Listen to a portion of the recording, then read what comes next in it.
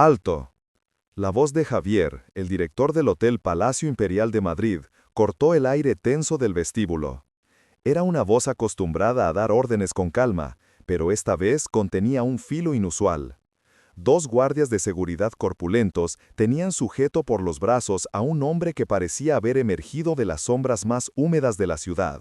El agua sucia goteaba de su abrigo raído, formando un charco vergonzoso sobre el impecable mármol italiano que reflejaba las luces de la araña de cristal. El olor que emanaba del hombre era una mezcla agria de vino barato, lluvia estancada y el frío metálico de las calles de la Gran Vía en pleno invierno. Chocaba violentamente con el aroma característico del hotel, una cuidada fragancia de jazmín, madera de cedro y el leve toque a limpio del ozono. Los huéspedes, vestidos con abrigos de cachemira y zapatos lustrosos, se habían detenido. El sonido de los tacones cesó. El murmullo de las conversaciones se apagó, reemplazado por un silencio cargado de juicio y repulsión. Todos miraban el espectáculo, la miseria humana ensuciando el santuario de lujo. Torres, el jefe de seguridad, se acercó a Javier, hablando en voz baja pero urgente. «Señor director, mis disculpas, se coló por la puerta de servicio, lo estábamos escoltando a la salida, no volverá a molestar». Javier no apartaba la vista del intruso. El hombre era mayor, quizás de unos 60 años, aunque la dureza de la vida en la calle le había añadido décadas. Tenía la barba canosa y enmarañada, y sus ojos, de un azul sorprendentemente claro, miraban al suelo con una resignación absoluta. «Suéltenlo», ordenó Javier, ignorando a su jefe de seguridad. Los guardias dudaron, intercambiando una mirada de incredulidad. «¿Señor?», preguntó Torres, pensando que no había oído bien. El relente frío de la noche madrileña pareció colarse en el vestíbulo junto con el silencio. «He dicho que lo suelten, ahora».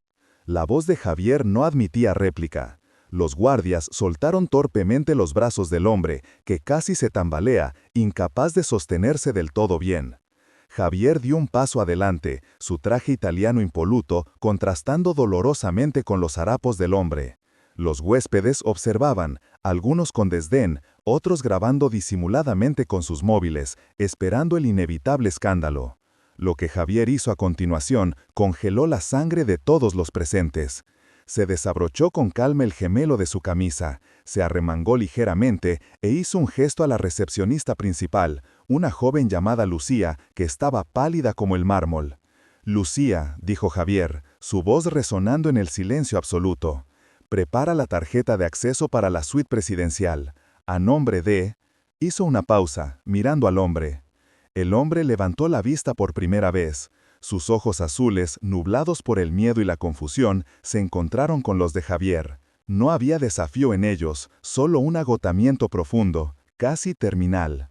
«A mi nombre», completó Javier, «y carga todos los gastos a mi cuenta personal, servicio de habitaciones, minibar, todo». El vestíbulo estalló en murmullos ahogados. Torres dio un paso adelante lívido. «Javier, por el amor de Dios, es la suite de 3.000 euros la noche. Tenemos al duque de Alba llegando mañana. Esto es una locura». Javier lo ignoró por completo. Se agachó ligeramente hacia el vagabundo, que temblaba, ya fuera por el frío o por el terror. El director del hotel más prestigioso de Madrid le habló con una suavidad que nadie en ese vestíbulo le había oído usar jamás. «Bienvenido al Palacio Imperial», dijo. «¿Tiene equipaje?». El hombre solo pudo negar con la cabeza, apretando con fuerza lo único que llevaba, una pequeña libreta de notas vieja y deformada por la humedad, atada con un trozo de cuerda de embalar. La aferraba contra su pecho como si fuera un tesoro incalculable. «No importa», dijo Javier, «nos encargaremos de todo». Se volvió hacia Lucía, que sostenía la tarjeta dorada con mano temblorosa. «Gracias, Lucía, yo mismo acompañaré al señor a su habitación». Javier tomó la tarjeta y, ante la mirada atónita de diplomáticos, empresarios y turistas adinerados, puso una mano firme pero gentil en la espalda del hombre empapado. «Por aquí, por favor, el ascensor privado está de este lado». El olor del hombre siguió al dúo mientras cruzaban el vestíbulo. Una mujer con un collar de perlas apartó a su hijo visiblemente. Torres sacó su teléfono, sin duda para llamar a los propietarios del hotel, a la junta directiva. La carrera de Javier, su reputación impecable construida durante 20 años, se estaba desmoronando en tiempo real. Llegaron al ascensor privado de Caoba. Javier usó la tarjeta y las puertas se abrieron. Entraron juntos. El reflejo en las paredes espejadas era grotesco. El ejecutivo en la cima del mundo y el hombre que el mundo había dejado en el fondo. Las puertas se cerraron, sumiéndolos en un silencio acolchado, roto solo por el suave zumbido del motor. El hombre seguía temblando, mirando sus propios pies deshechos sobre la alfombra de terciopelo. Javier pulsó el botón del ático. Mientras el ascensor ascendía, el hombre finalmente habló. Su voz era un susurro ronco, quebrado por el desuso y el frío. No entiendo. Javier lo miró, y por primera vez su máscara de profesionalidad se resquebrajó. Sus ojos brillaban con una emoción indescifrable, una mezcla de dolor y reconocimiento que no encajaba en la situación. Yo tampoco estaba seguro, susurró Javier, hasta que vi la libreta que llevas. El hombre apretó la libreta contra su pecho. El ascensor se detuvo con un suave ding. Las puertas se abrieron, revelando la opulenta entrada de la suite presidencial. El hombre retrocedió, aterrorizado por el lujo. Javier lo guió hacia adentro. «Han pasado 30 años», dijo Javier, su voz temblando.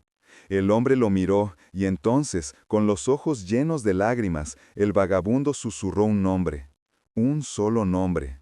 Un nombre que nadie en ese hotel conocía. Un nombre que explicaba la locura de Javier. «Ismael», susurró el hombre.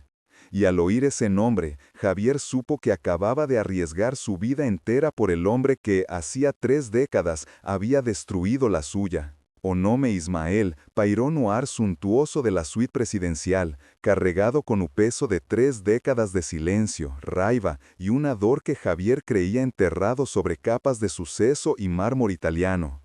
El hombre, Ismael, se estremeció ante la mirada de Javier.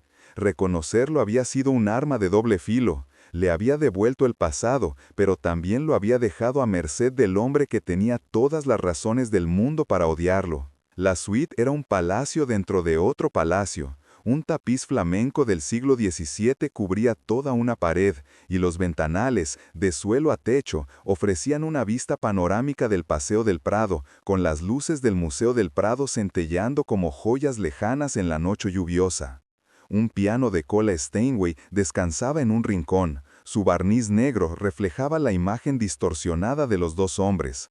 El contraste era casi absoluto. Ismael, con sus trapos mojados y el olor a alcantarilla, estaba de pie sobre una alfombra persa que costaba más que un coche de lujo. La situación era febrilmente absurda. El teléfono en el bolsillo interior de la chaqueta de Javier empezó a vibrar con furia. No necesitó mirar. Sabía que era Torres, el jefe de seguridad, probablemente con los dueños del hotel, la familia de la Vega, ya al otro lado de la línea gritando sobre el escándalo en el vestíbulo. Javier ignoró la vibración. Con un movimiento pausado, se dirigió a la enorme puerta de roble de la suite y deslizó el cerrojo electrónico. El clic agudo sonó anormalmente fuerte. Estaban cerrados. ¿Por qué? La voz de Javier era baja, carente de emoción, lo que la hacía aún más amenazante. ¿Por qué, después de 30 años, te atreves a aparecer aquí? Ismael intentó retroceder un paso, pero le fallaron las piernas. Se apoyó en un sillón Luis XV, dejando una mancha oscura y húmeda en la seda beige. «Javier, yo no sabía que este era tu hotel». «¡Mentira!». El grito de Javier resonó, haciendo vibrar ligeramente las copas de cristal de la barra. «El Palacio Imperial, mi nombre sale en todas las revistas de negocios de España. ¿Pensabas que podías simplemente aparecer?». La mente de Javier era un torbellino. Imágenes del pasado que había reprimido con tanto esmero regresaban ahora con una claridad brutal. Un pequeño estudio de arquitectura cerca de la Barceloneta, planos hechos a mano, noches de insomnio, el olor a aire marino mezclado con pintura, y entonces el fuego, el olor a humo, las sirenas y la imagen de Ismael desapareciendo entre la multitud. «No tenías a dónde ir», continuó Javier, más para sí mismo que para Ismael, rodeándolo como un depredador. «Lo perdí todo, mi nombre, mi reputación. Tuve que irme de Barcelona, empezar de cero en Sevilla como simple recepcionista, mientras tú No he pillado nada, Javi, susurró Ismael, usando el apodo que no había oído en 30 años. El sonido le dio a Javier como un puñetazo. El fuego no era lo que crees.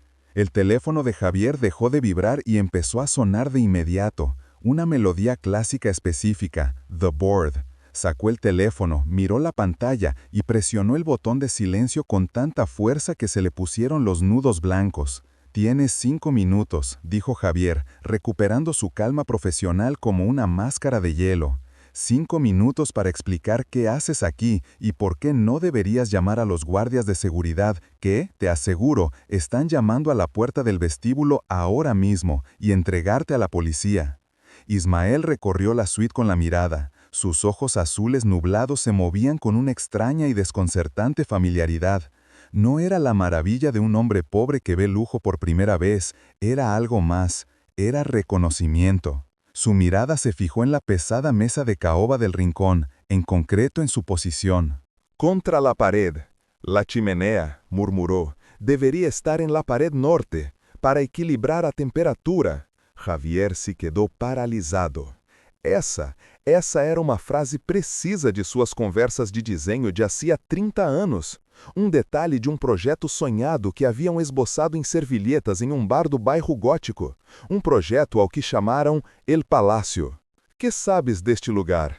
perguntou Javier acercando-se. «Não vine a buscar-te, Javier», repetiu Ismael com uma voz febril e urgente. Se aferrou à peixeira de seu abrigo sujo. «Vine a buscar justiça. Para ambos». «Justiça?» riu Javier com uma risa seca e amarga. «Hablas de justiça? Depois de traicionar-me? Depois de roubar-nos nosso trabalho e vender-se-lo a...» «Nunca los vendi», gritou Ismael, e a força repentina lo hizo desplomar-se em um ataque de tosse. Foi uma tosse profunda e hueca que sacudiu seu frágil corpo. Escupiu em sua mão e Javier viu, horrorizado, a oscura mancha de sangue.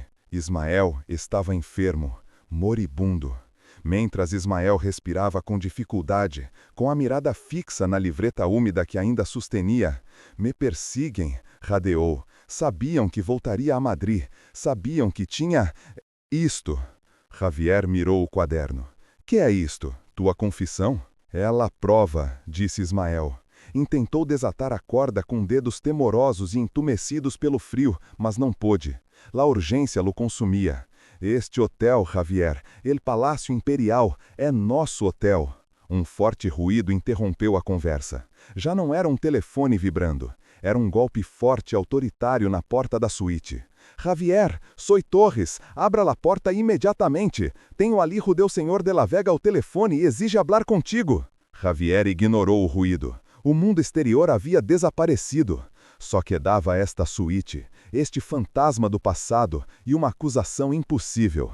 «Isto é uma loucura. Este hotel se construiu há 15 anos. Nosso projeto se queimou». «Não todo», disse Ismael, rompendo finalmente o cordão. O livrito se abriu.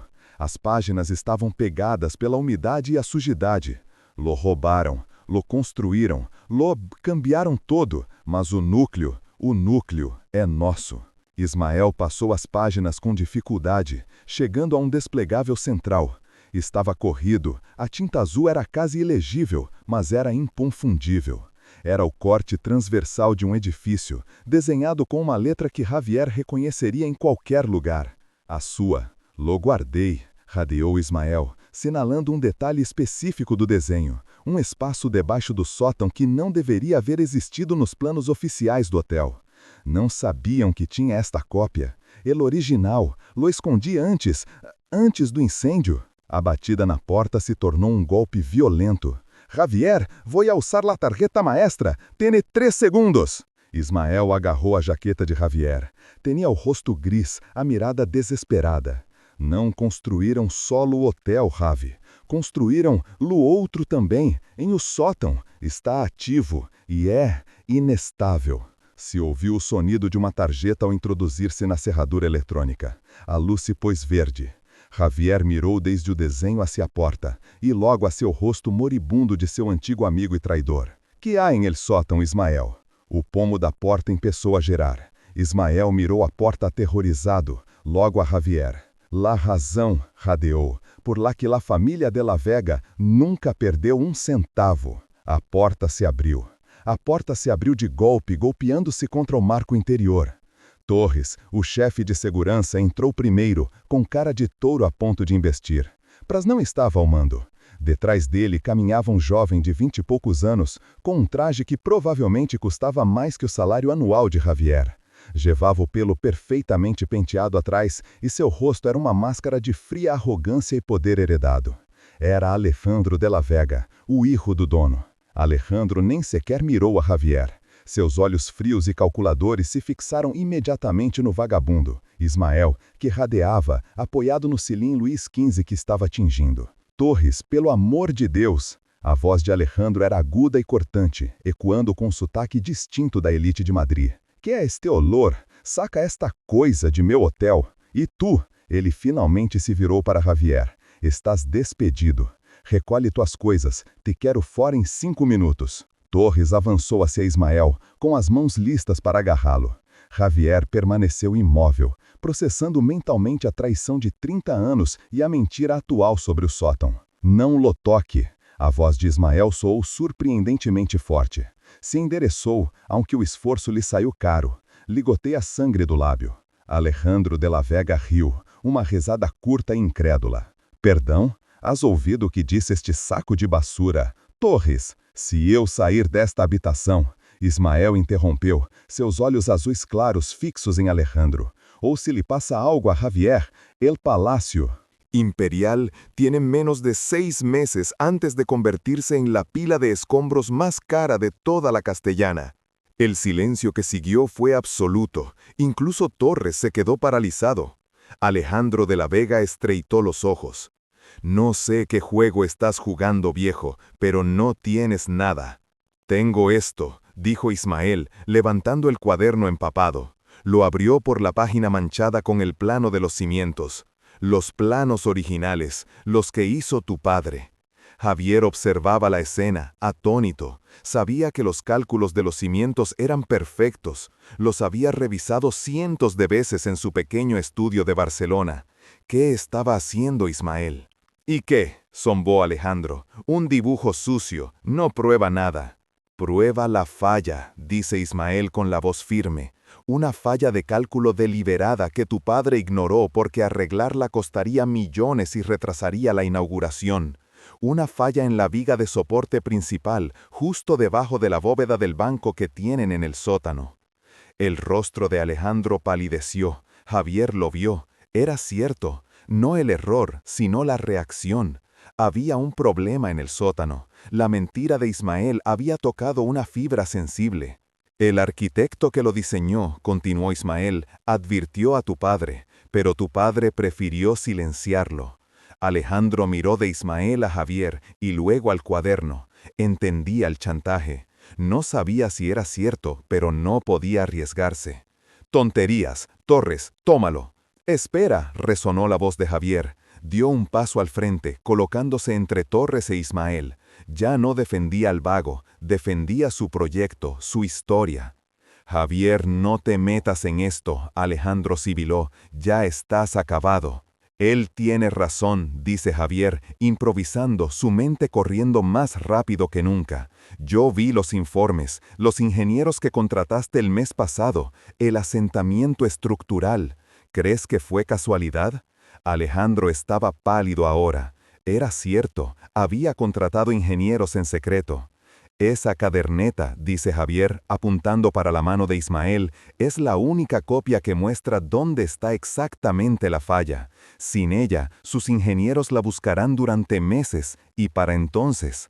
¿Qué quieres? Alejandro finalmente preguntó, a arrogancia sustituida por un veneno pragmático. ¿Dinero? Ismael negó con la cabeza, y una lágrima silenciosa trazó un camino limpio a través de la tierra de su rostro. Quiero, señaló a Javier, que lo restituyan. Alejandro miró a Javier con puro odio. Jamás.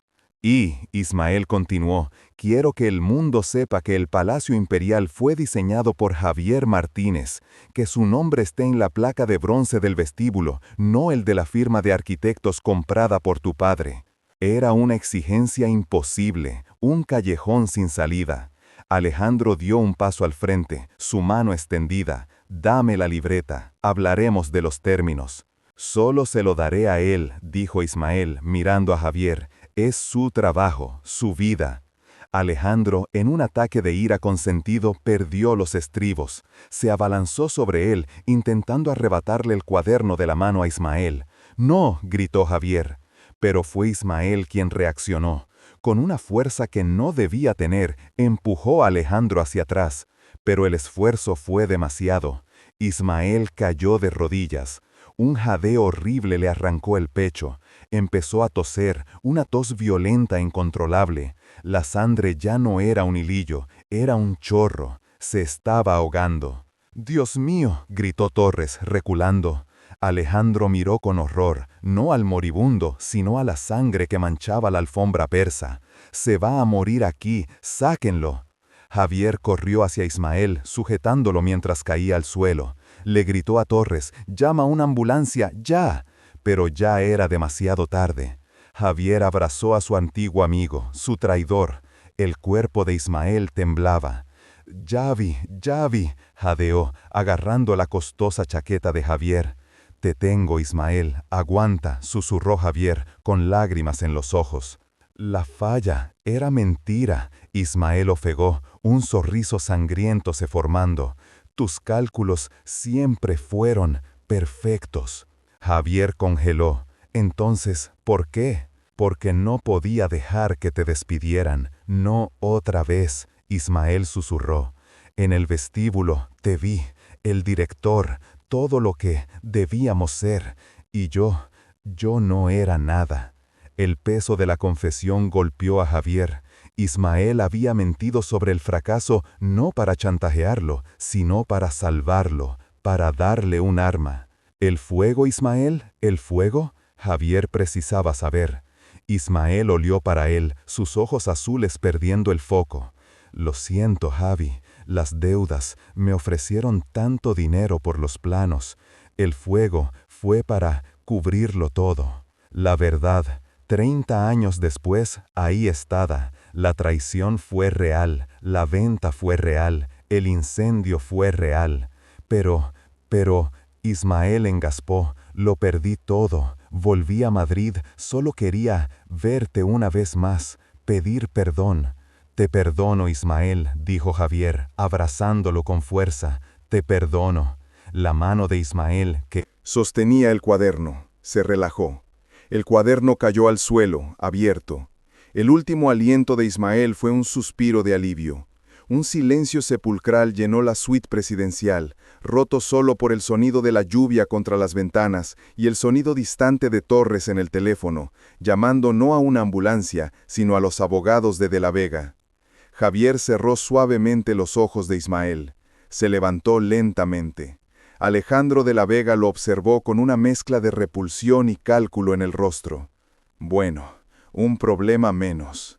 Y ahora, sobre ese folleto, Javier se inclinó y recogió el cuaderno. Lo sostuvo. Era la prueba de que el hotel era legítimamente suyo, pero también la prueba de la traición de su amigo.